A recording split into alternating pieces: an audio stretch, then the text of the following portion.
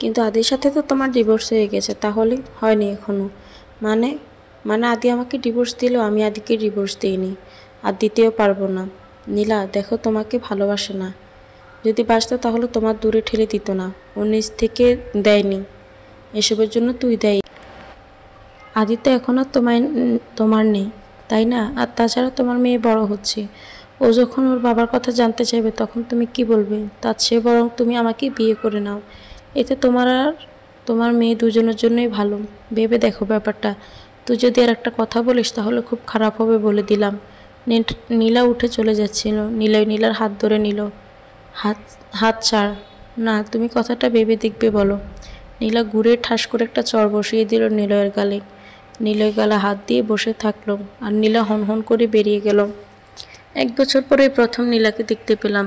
নীলার আগের মতো নেই। ওর মুখে মাতৃত্বের ছাপ, একটু মোটা হলেও চোখের নিচে ঠিকই কালি পড়ে আছে। নীলা চলে যেতেই আমি কফি শপটায় ঢুকলাম। সোজা গিয়ে নীলার কলারে ধরে চেয়ার থেকে উঠালাম। নীলা কিছু বলার আগে একটা ঘুষি মারলাম। তারপর ঘুষির পর ঘুষি মারতে শুরু করলাম। শালা, তুই আমার নীলাকে আমার কাছ থেকে কেড়ে নিতে চাইছিলি? বলেই ঘুষির পর ঘুষি মারতে লাগলাম। এর মধ্যেই সব ফ্রেন্ডদের উপস্থিতি। সবাই আমাকে ধরে নিল যাতে নিলয়কে আর মারতে না পারে। কি হয়েছে আদি? এটা কে? ওরা নিলয়কে চিনে না। ওই তো শয়তানটা নিলয়। ও আজও নীলাকে ডিস্টার্ব করছিল। ওর কথায় আমি নীলাকে ভুল বুঝেছিলাম। কি এই সেই শয়তান? শালা, তোরে আজ খাইছি। বেঁধে ফেল কুত্তার বাচ্চাকে। নিয়ে চল সাকিবদের পুরনো বাড়িতে। অতঃপর নিলয়কে নিয়ে চলে এলাম সাকিবদের পুরনো বাড়িতে।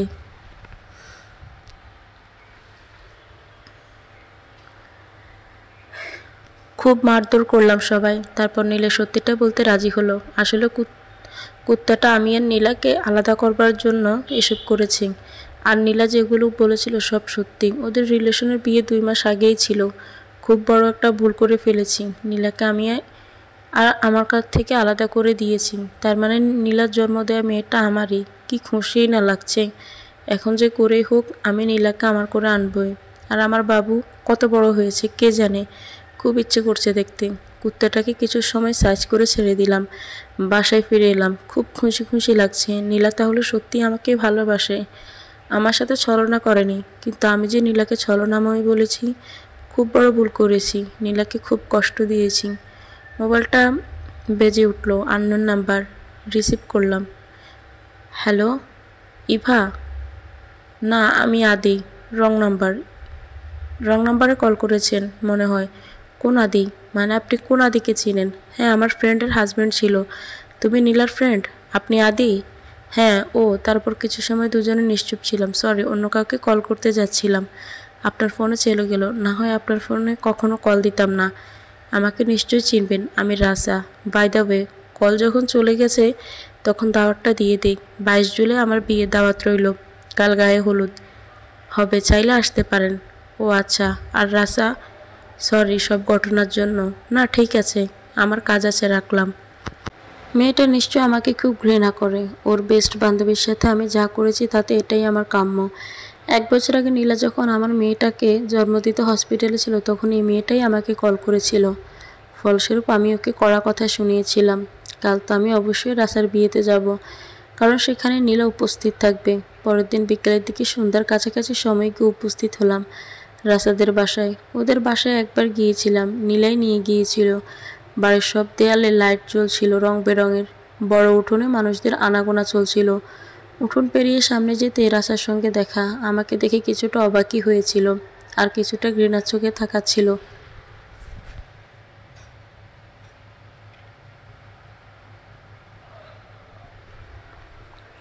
প্রত্যুত্তরে আমি একটা হাসি দিলাম। আমার দিকে এগিয়ে এলো। আসুন। আমি রাসাকে ফলো করলাম। একটা রুমে নিয়ে বসালো। ওয়াশরুমটা কোন দিকে? রাসা আমাকে 2য় তলায় নিয়ে ওয়াশরুমটা দেখিয়ে চলে গেল। ওয়াশরুমের কাছের বারান্দার মতো বড় একটা জায়গায় গেলাম। এখান থেকে পুরো বাড়িটা দেখা যায়। সন্ধ্যা হয়ে গেছে। দাঁড়িয়ে পুরো বাড়িটা দেখছিলাম। তখনই কোনো নারী কণ্ঠ কানে ভেসে আসলো। রাজু, তুমি এখানে? খালা তোমাকে ডাকছে। রাজু রাসার ভাই। কণ্ঠটা চিনতে আমার ভুল হলো না যে এটা নীলারই কণ্ঠ। ঘুরে নীলার দিকে এগিয়ে গেলাম। নীলা মনে হয় বুঝতে পারলো না যে ও যাকে খুঁজছে আমি সেই কাঙ্ক্ষিত ব্যক্তি না, অর্থাৎ আমি রাজু না। নীলা আমার কাছ থেকে নিজেকে ছাড়ানোর চেষ্টা করলো। নিজেকে ছাড়িয়ে নিল। পরক্ষণে নীলা আমার গালে ঠাস করে একটা চড় মারল। এই কে রে তুই? বিয়ে বাড়িতে এসেছিস ছেঁচড়ামি করার জন্য? আমি কোনো উত্তর না দিয়ে নীলার দিকে তাকিয়ে আছি। নীলা আবারও বলতে শুরু করলো, কিরে কথা বলছিস না কেন? আর এখন তো তোর মুখ দিয়ে কথাই বেরোবে না। এদেরকে যে কে ইনভাইট করে বিয়ে বাড়িতে এসে মেয়েদের সাথে বদমাইশি করতে? লজ্জা করে না? লুচ্চা কথাকার, এদেরকে তো গণপিটানি খাওয়ানো দরকার। এখন যদি এই কথা বিয়ে বাড়ির সবাইকে বলি না, তাহলে তোকে গণদোলাই দিয়ে সবাই মেরে ফেলবে। নীলা আমাকে দেখতে পারছে না, কারণ সেখানে পর্যাপ্ত আলো নেই, সন্ধ্যা হয়ে আছে। আলো জ্বালাতে বোধহয় কারো মনে নেই। আমি আগের মতোই নিশ্চুপ, কোনো কথা বলছি না। এ ছেলে সামনে আয়, সামনে আয় বলছি। দমক দিয়ে উঠল।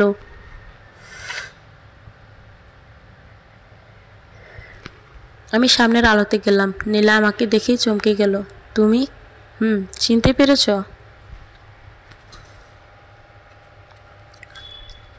আপনাদের মতো পিশাচার নিষ্ঠুর মানুষদের না চিনে কি উপায় আছে? আপনি বলছো কেন? কেন তুমি বলতে হবে নাকি? হ্যাঁ কেন? আপনাকে তো আমি চিনি না, আর অচেনা মানুষকে তো আপনি বলাটাই শ্রেয়। এখন আমি তোমার কাছে অচেনা হয়ে গেলাম, ক্ষমা করে দাও প্লিজ। এই শব্দটা 1 বছর আগে আমি বারবার আপনার কাছে চাইছিলাম, কিন্তু আপনি আমাকে ফিরিয়ে দিয়েছিলেন, মনে আছে? বাই দ্য ওয়ে, আমার অনেক কাজ আছে, বেকার কাজে সময় নষ্ট করার মতো সময় আমার নেই।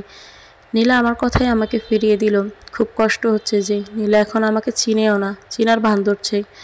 আর একটা মেয়েকে সাথে নোংরামি করার জন্য বিয়ে বাড়িটাই বেছে নেবেন না?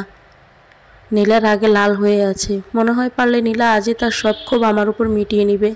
নীলার মুখে স্পষ্ট অভিমানের ছাপ। অনেক অভিমান জমে আছে আমার উপর। নোংরামি কই করলাম?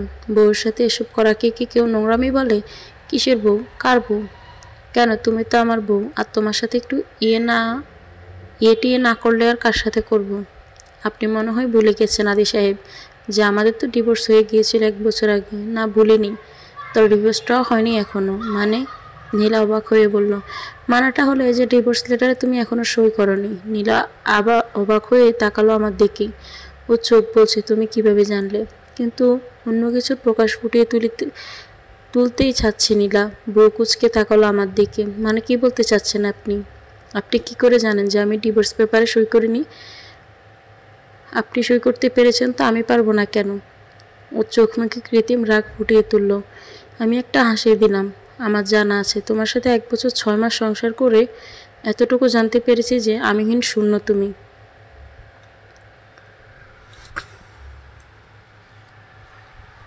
নীলা তেলে বেগুনে জ্বলে উঠল। এমন সময় রাসার আগমন। আরে আদি ভাই, আপনি এখন এখানে দাঁড়িয়ে আছেন? নীলা ঘুরে দাঁড়াতে রাসার জিহ্বায় কামড় দিয়ে মুখ লুকিয়ে অন্যদিকে হয়ে গেল। কারণ রাসা জানে যে নীলা যার রাগী আমাকে বিয়েতে ইনভাইট করার, নীলা অবশ্যই তার উপরে অ্যাকশন নিবে। নীলা রাগী মোড নিয়ে রাসার দিকে এগিয়ে গেল। রাসার হাত ধরে টানতে টানতে রুমে নিয়ে গেল। আমি হাসতে থাকলাম। রাসা বেচারি আজ শেষ।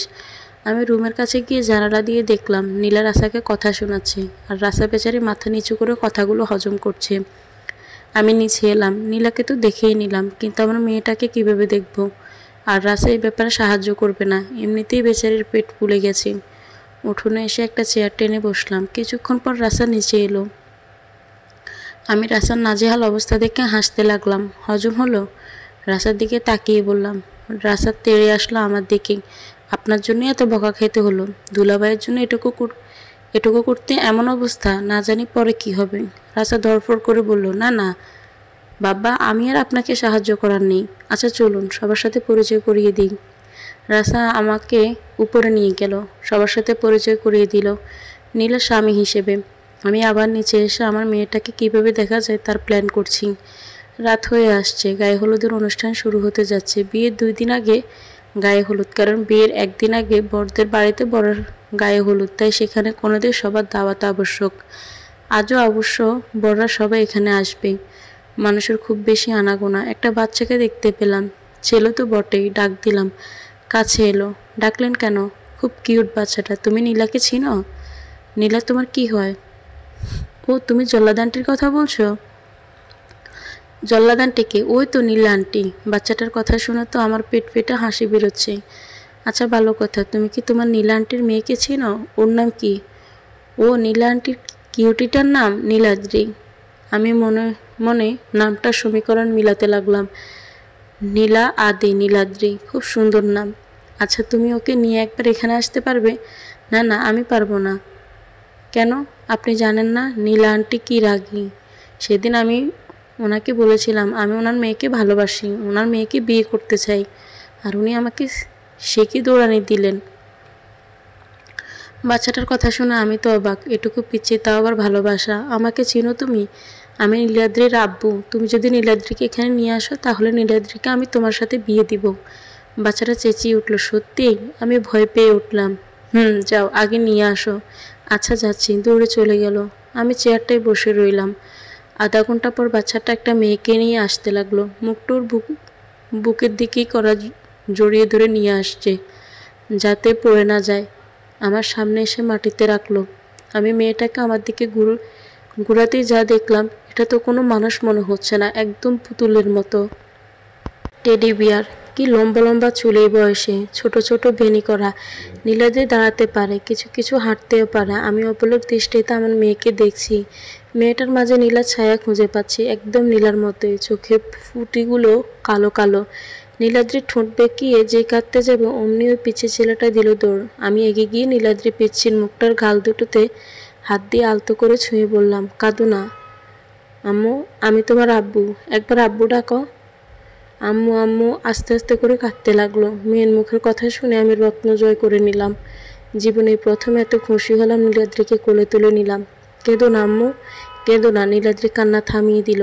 আমার দিকে তীক্ষ্ণ দৃষ্টিতে তাকিয়ে থাকলো। ছোট ছোট হাতগুলো দিয়ে আমার গালায় ধরলো, দুই গালে দুই হাত দিয়ে ধরলো। আব্বু বলে নীলাদ্রি আমার মুখের সামনে মুখ এনে ঠোঁটে চুমু দিল।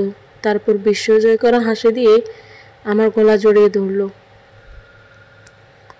আমি অতি আনন্দে কেঁদে দিলাম। আমার মেয়েটা আমাকে আব্বু রেখেছে।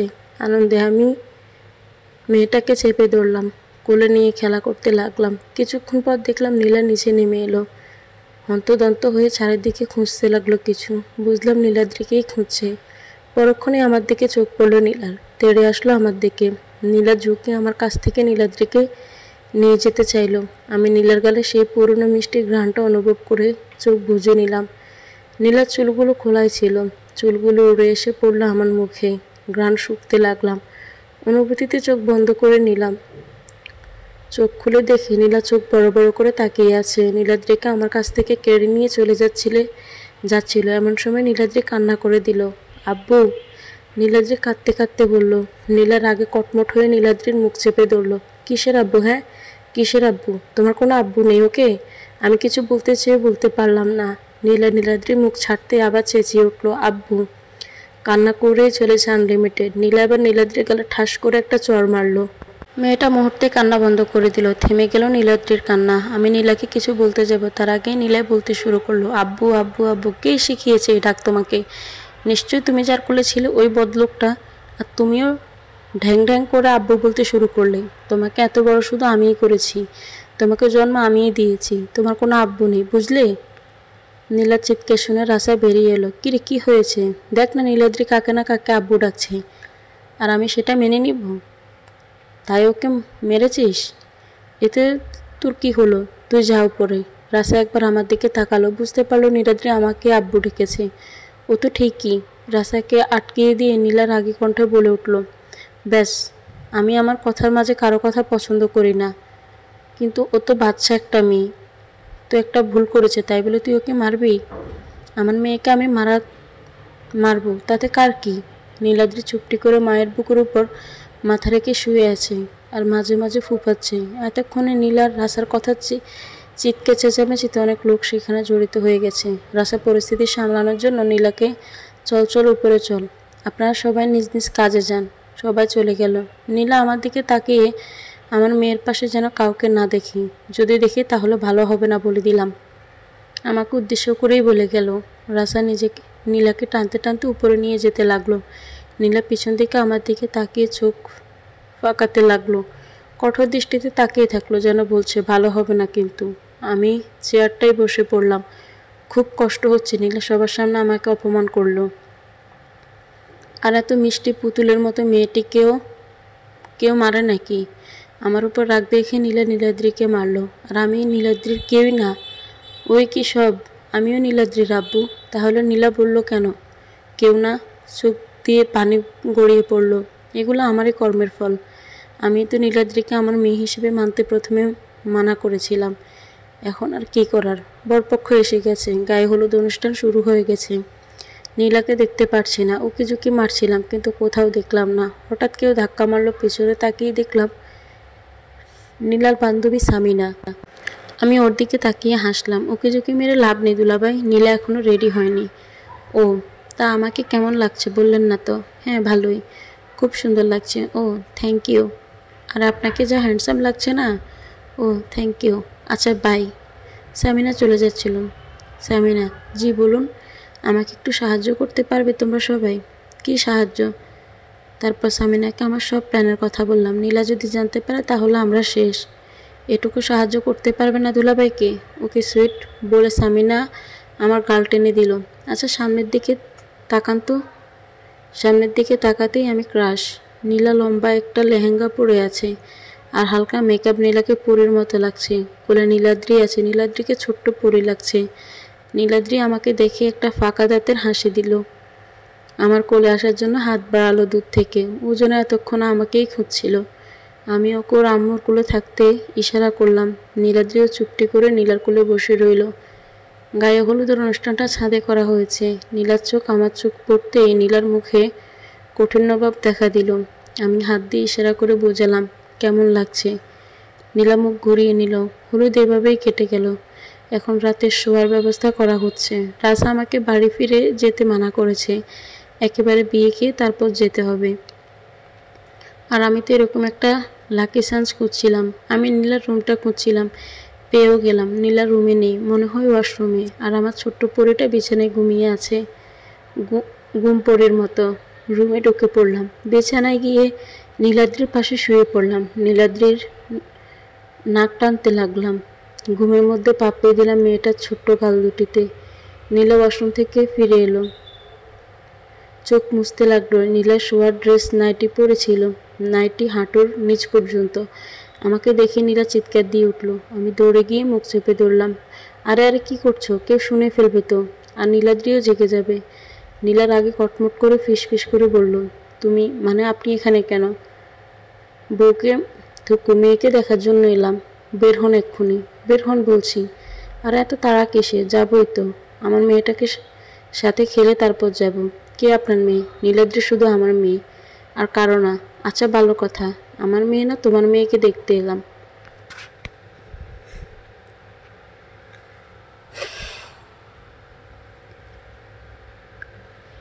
এখন চুপচাপ শুয়ে পড়ো। আমি নীলার কাছ থেকে সরে নীলাদ্রির পাশে এসে শুয়ে পড়লাম। নীলা চুলে বেনি বাঁধছিল। আমি নীলার নিচ থেকে উপরে আবার উপর থেকে নিচে তাকাচ্ছিলাম। নীলা সেটা দেখে চোখ বড় বড় করে বলল, এই আপনি এভাবে তাকিয়ে আছেন কেন? আমি কিছু না বলে নীলার খোলা পায়ের দিকে তাকিয়ে রইলাম। নীলা অস্বস্তিতে পড়ে গেল, নাইটি নিচের দিকে টানতে লাগলো। ভালো হচ্ছে না কিন্তু, আমি কিন্তু চিৎকার দিব। আমি তাকিয়েই থাকলাম। আমি বিছানা থেকে উঠে নীলার দিকে এগিয়ে গেলাম। নীলার কাছে যেতে নীলা আমাকে ধাক্কা দিল। ধাক্কাটা একটু জোরেই দিল, যার ফলে আমি খাটের কাছে গিয়ে পড়লাম। উপর হয়ে পড়ে রইলাম। নীলা ভয় পেয়ে গেল, চোখে পানি আসবে আসবে ভাব। দৌড়ে আমার কাছে এলো। আদি, আস্তে আস্তে করে আমাকে ডাকতে লাগলো। নীলার আরও ভয় পেয়ে গেল, আমার বুকে মাথা ঠেকালো। তারপর মুখ আমার নাকের কাছে নিয়ে আসতেই আমি নীলার গালে চুমু এঁকে দিলাম। নীলা হা করে আছে। মুখটা অগ্নিরূপ ধারণ করার আগেই উঠে দিলাম দৌড়। একেবারে রুমে গিয়ে থামলাম। যাক, এবার ঘুম আসবে। কখন ঘুমলাম মনে নেই। সকালে ঘুম ভাঙলো দরজায় কেউ ধাক্কাচ্ছে। গিয়ে দরজা খুললাম। যা দেখলাম, নীলা দাঁড়িয়ে আছে, হাতে চায়ের কাপ আর সকালের নাস্তা। আমাকে দেখে নীলার মুখটা রাগে লাল হয়ে গেল। চলে যাবে আমি পিছন থেকে আঁচল টেনে ধরলাম। আরে সকালের নাস্তাটা তো দিয়ে যাও। নীলা ঘুরে দাঁড়ালো। কি করবে কি ভেবে রুমে ঢুকলো। নাস্তা রেখে চলে যাচ্ছিল। খুব সুন্দর লাগছে তোমাকে, মনে হচ্ছে নতুন বিয়ে হয়েছে আমাদের। নীলার আগে চুল টানতে টানতে বলল, ফাজিল খবিস, তোকে আমি দেখে নিব। চলে গেল। যা বাবা, এত রাগ করার কি আছে। নাস্তা সেরে নিলাম। দিনটা এভাবেই কেটে গেল। বিকেলে সবাই বড়দের বাড়িতে গায়ে হলুদের অনুষ্ঠানে যাওয়ার জন্য রেডি হলাম। আমি নীলার দেওয়া কালো পাঞ্জাবিটা পরলাম। রাসের কাছ থেকে নীলার নাম্বার নিয়েছিলাম। একটা মেসেজ করলাম, কালো শাড়িটা পরো কেমন। কিছুক্ষণ পর নীলার রিপ্লাই আসলো, কতগুলো রাগের ইমোজি আর লেখা, আপনার মুন্ডু। আমি হাসতে হাসতে গড়াগড়ি খাচ্ছি। কিছুক্ষণ পর নীলার বান্ধবীদের দেখতে পেলাম। গিয়ে নুসরাতের মাথায় টোকা দিলাম। নুসরাত ঘুরে আমার হাতে চিমটে দিল। আও, এত জোরে কেউ চিমটে দেয়? আমি দেই। আপনি আমার মাথায় টোকা মারলেন কেন? কাজগুলো কথা মতো যেন হয়, আর ট্রিটটা যেন সময় মতো পাই। ওকে ওকে, আগে নীলাকে পটাই, তারপর না হয় ট্রিট। না না দুলাভাই, না পটলেও ট্রিট দিতে হবে। আচ্ছা, যাওয়ার জন্য সবাই বেরিয়ে পড়লো। নীলা কালো শাড়িই পরেছে, কারণ কাল রাতে নীলা অন্য শাড়িগুলোতে আমি পানি ঢেলে রেখেছিলাম। আমাকে দেখেই মুখটা বাংলার পাঁচের মতো করে নিল। আমি অন্যদিকে তাকিয়ে হাসিতে লুটিয়ে পড়লাম। সামিনা, নুসরাত, রিয়া, আমার শালেগুলো ঠিকঠাক মতোই কাজ করলো। নীলাকে আমার গাড়িতে ঢুকিয়ে দিল। নীলার ঢোকার সাথে সাথে আমিও গাড়িতে ঢুকে পড়লাম। নীলা আমাকে দেখেই হাঁ হয়ে গেল। আপনি এখানে? উফ! নীলা ডান দিকে দরজা খুলে গাড়ি থেকে নেমে যেতে চাইল। আমি উঠে দরজা লক করে আটকে দিলাম। ড্রাইভারকে উদ্দেশ্য করে বললাম, গাড়ি স্টার্ট করেন। ড্রাইভার সাহেব গাড়ি স্টার্ট করলেন। নীলার নেমে যাওয়া ব্যর্থ হলো। গাড়ি থামান, আমাকে নামিয়ে দিন। না ভাইয়া, আপনি গাড়ি চালান। থামাবেন না? আপনাকে আমি বলে থেমে গেল। আমি হাসতে হাসতেই শেষ। আর আমার হাসি দেখে নীলাদ্রিও হেসে কুটকুটনি খাচ্ছে। নীলাদ্রিকে হাসতে দেখে নীলাদ্রির অগ্নিদৃষ্টিতে তাকালো। নীলাদ্রি চুপ মেরে গেল। বাচ্চাদের দিকে এভাবে তাকাতে নেই। নীলা আমার দিকে তাকিয়ে মুখ ভেঙচি কাটল। যেমন বাপ তেমনি তার মেয়ে। কিছু বললে? না, আপনাকে বলিনি। দয়া করে মুখটা বন্ধ রাখুন। ও ওকে ওকে। নীলাদ্রি আমার দিকে হাত বাড়ালো। আমিও হাত বাড়ালাম কোলে নেওয়ার জন্য। নীলাদ্রিকে আড়াল করে নিল। মেয়ে তো ঠিকই আমার মতো শান্তশিষ্ট হয়েছে, কিন্তু মেয়ের মাকে নিয়ে যত জ্বালা। আস্তে আস্তে করে বললেও নীলা সেটা শুনে নিল। Shut up rubbish. আমি ভয় পেয়ে বুকে থুতু দিলাম। আর ওদিকে নীলাদ্রি আমার কোলে আসার জন্য ছটফট করতে লাগলো। না পেরে কেঁদেই দিল আব্বু আব্বু বলে। আরে আমার বাবুনিটা কি হলো? আমার সোনাটার কি হলো মামুনি? কাঁদে না কাঁদে না। কিন্তু নীলাদ্রি ক্রাই মেশিন চলতেই থাকলো। নীলাদ্রি বাবুনি, কি হয়েছে তোমার? বলো, আম্মুকে বলো। পাশ থেকে আমি বাম দিকে জানালা দিয়ে বাইরের দৃশ্য দেখতে দেখতেই বললাম, ও আম্মুর কথা শুনবে না, আব্বুর কথা শুনবে। মুখ ঘুরিয়ে তাকাতেই নীলার মুখ দেখে ঠান্ডা হয়ে গেলাম। নীলাদ্রি কান্না থামানোর জন্য অনেক চেষ্টা করতে লাগলো, কিন্তু নীলা ব্যর্থ। নীলাদ্রির কান্না থামানোর কোনো নাম গন্ধই নেই। শেষে নীলা না পেরে নিজের মেয়ে কান্না থামানোর জন্য আমতা আমতা করে বলল, কেউ যদি কোলে নিতে চায় তাহলে নিতে পারে। আমি একগাল হেসে নীলাদ্রিকে কোলে তুলে নিলাম। মুহূর্তের মধ্যে নীলাদ্রির কান্না থেমে গেল। নীলাদ্রি আমার কোলেই রয়ে গেল। আমার বুকে মাথা রেখে বসে রইল। আর নীলা অন্যদিকে তাকিয়ে রইল। কিছু কিছু অন্ধকার হয়ে আসছে। বেশ দূরেই বড়দের বাসা। নীলা ডুলু ডুলু চোখে এদিক সেদিক খেলিয়ে পড়ছে। ঘুম ধরেছে বোধ হয়। নীলাদ্রির পরম নিশ্চিন্তা আমার বুকে ঘুমিয়ে আছে। শেষ না পেরে নীলা জানালায় হেলান দিয়ে ঘুমিয়ে পড়ল। আমি নীলার মাথা আমার কাঁধে নিয়ে আসলাম। নীলা দুহাত দিয়ে আমাকে আকৃষ্ট করে বেঁধে নিল। পরম শান্তিতে ঘুমোতে লাগলো। আমি দেখছি আমার দুই পরীকে। এটাই আমার পরিবার। কি সুন্দর। খুব বড় ভুল করেছিলাম, না হয় আজ এমন হতো না। ভাবতে ভাবতে আমারও চোখ লেগে আসলো। কারো ডাকার আওয়াজে ঘুম ভেঙে গেল। চোখ খুলে দেখলাম একটা বাড়ির সামনে। তার মানে এসে গেছি। আমার নড়াচড়ায় নীলাও জেগে গেল। জেগে যখন দেখলো আমার কাঁধে মাথা রেখে ঘুমিয়েছে, তখন ধড়ফড় করে উঠে পড়ল। আমরা এসে গেছি। সবাই তো গাড়ি নিয়ে এই বাসাতেই এলো।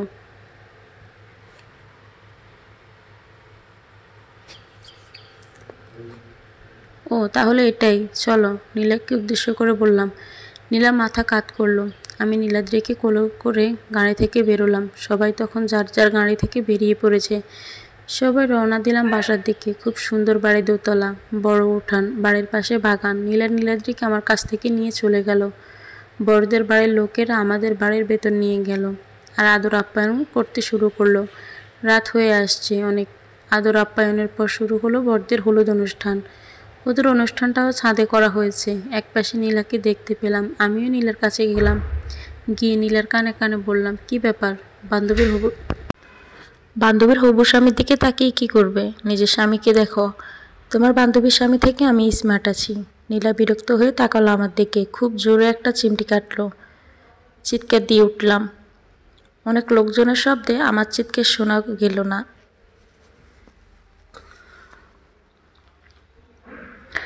নীলা স্থান ত্যাগ করলো হাসতে হাসতে। এভাবেই শেষ হলো হলুদ অনুষ্ঠান। এর মধ্যেই প্রচণ্ড বৃষ্টি শুরু হলো, সাথে প্রচণ্ড ঝড়। রাতও অনেক হয়ে গিয়েছিল তখন। আমাদেরকে ওখানেই থাকতে হবে বৃষ্টি থামার আগ পর্যন্ত। সবাইকে রুম দেয়া হলো, আর দ্বিতীয় তলায় একটা পার্টির আয়োজন করা হয়েছে। সেখানে কাপল আর স্বামী স্ত্রীরা ডান্স করছে, আর কিছু পানীয় রয়েছে। আমি সেখানে গেলাম। সবার হাতে পানীয়, আর সবাই নিজেদের মতো করে স্ত্রী বা প্রেমিকাকে নিয়ে স্লো মোশনে ডান্স করছে। সামনের একটা রুমে গিয়ে দেখলাম নীলার সব বান্ধবীরা। নুসরাতকে ডাক দিলাম, নুসরাত, এই নুসরাত। নুসরাত মাথা দিয়ে ইশারা করলো। কি? আমি ওকে এদিকে আসতে ইশারা করলাম। রুম থেকে বেরিয়ে তোমার ট্রিট চাই। অবশ্যই। ওকে একটা হেল্প করো প্লিজ। বলুন। নীলাকে একটা কল করে বলো এই পার্টির জায়গাটায় আসতে। তুমি এখানেই আসো, কিন্তু প্লিজ না করো না। ওকে ওকে, এই শেষবার কিন্তু। আর ট্রিট আমার আলাদাও চাই। নুসরাত নীলাকে কল করে এখানে আসতে বলল। যান গিয়ে রোমান্স করুন। করবোই তো, তোমার স্বামী নেই বলে তুমি নীলাকে হিংসে করছো? কি? না না, কিছু না বলে পালিয়ে এলাম। পার্টির জায়গাটায় গিয়ে দাঁড়ালাম। নীলা উপস্থিত হলো। চারিদিকে তাকিয়ে নুসরাতকে খুঁজতে লাগলো। আমি গিয়ে নীলার পাশে দাঁড়ালাম।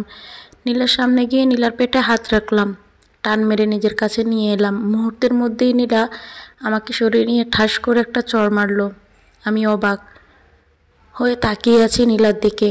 পার্টিতে অ্যারেঞ্জ সব কপতি অবাক হয়ে দৃশ্যটা দেখছে।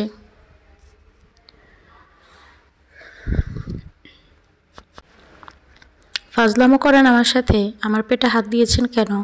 আমি এখনও অবাকই আছি। নীলা এতটা খারাপ বিহেভ করতে পারে ভাবিনি।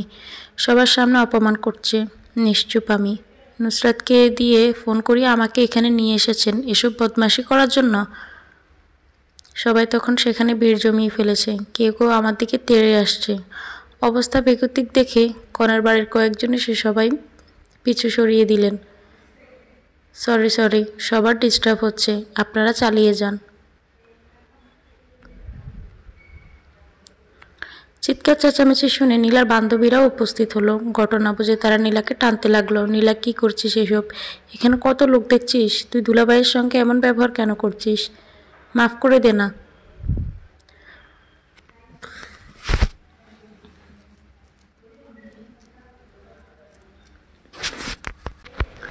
বরদের বাসার কয়েকজন মুরব্বী এসে জানতে চাইলেন কি হয়েছে। না, আসলে মেয়ে রাগ করে তার জামাইকে চড় মেরে ফেলেছে, আর স্বামীকে অচেনা বলছে। হালকা মিসক্যারেজিং আর কি। ও, আরে এসব একটু আধটু ঝগড়া হবে, এসব বেশিক্ষণ থাকবে না। নীলার বান্ধবীরা নীলাকে নিয়ে রুমে চলে গেল। আমি দাঁড়িয়েই আছি। নীলা এরকম করবে ভাবিনি। কয়েকজন আমাকে নিয়ে ওখান থেকে চলে আসলো। আমি ছাদে গেলাম, সিগারেট ধরিয়ে খেতে লাগলাম। না, নীলাকে আজ জ্বালাবো না। সিদ্ধান্ত নিলাম বাড়ি চলে যাব। বরদের বাড়ি থেকে গাড়ি নিয়ে বেরিয়ে পড়লাম। অনেক রাত, খোলা রাস্তা, খুব স্পিডে গাড়ি চালাতে লাগলাম। আর নীলার চড় মারার কথাটা ভাবতে লাগলাম। হঠাৎ কিছুর সাথে ধাক্কা খেলাম, খুব গুরুতর আহত হলাম, জ্ঞান হারিয়ে ফেললাম। জ্ঞান ফিরে দেখলাম নীলা আমার মাথার কাছে মাথা রেখে শুয়ে আছে। নড়াচড়া করতে পারছি না। মুখের উপর অক্সিজেন বসানো, পা উপরের দিকে লটকানো, মাথার ব্যান্ডেজ, হাতে ব্যান্ডেজ, সাথে স্যালাইন চলছে।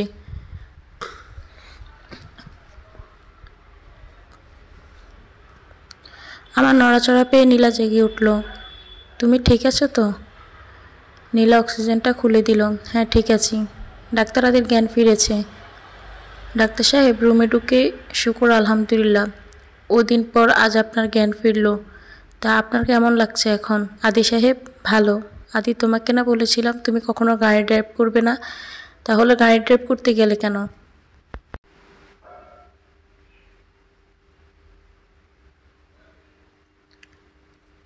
যদি তোমার কিছু হয়ে যেত? নীলা কাঁদতে কাঁদতে আমার বুকে আছড়ে পড়ল। ভালোই তো, তোমাকে আর কেউ জ্বালাতো না। চুপ মেরে ফেলবো একদম। মেরেই ফেলো। কারো আর অবহেলার পাত্র হব না। সেদিন এমনি এমনি বলেছিলাম বলে এরকম করতে হবে নাকি? কি এমনি এমনি বলেছিলেন? ওই তো সবার সামনে যে তোমাকে অপমান করলাম, ওগুলো তো আমি তোমাকে এমনি এমনি করতাম, যাতে তুমি আমার কষ্টগুলো উপলব্ধি করতে পারো। আমি কোনো কথা বললাম না। কি হলো, কথা বলছো না কেন? ভালোবাসি তো, তাহলে অবহেলা করলে কেন? আর করব না। তাহলে একটা চুমু দাও। নীলা আমার কপালে একটা চুমু দিল, ব্যান্ডেজের উপরেই। নাকে নাক ঘষতে লাগলো। নীলা, তোর মেয়েটাকে আর রাখতে পারলাম না, নে তোর মেয়েকে। বলে নুসরাত রুমে ঢুকলো। আমাদেরকে এই অবস্থায় দেখেই ঘুরে গেল। সরি সরি, আমি কিছু দেখিনি। সব তো দেখেই নিয়েছ। কি করব বলুন, সিঙ্গেল মানুষ, একটু আধটু রোমান্স দেখতে ইচ্ছে তো করবেই। রোমান্স করতে ইচ্ছে করে না? করে তো, কিন্তু মানুষ তো নেই রোমান্স করার মতো। আছি তো, চোখে দেখো না আদি। নীলা আমার বুকে কিল মারতে শুরু করলো। দেখলে কি হিংসুটে, সবাই হেসে উঠলাম। নীলাদ্রিকে আমার বুকে এনে শোয়ালাম, আর নীলা আমার মাথার পাশে।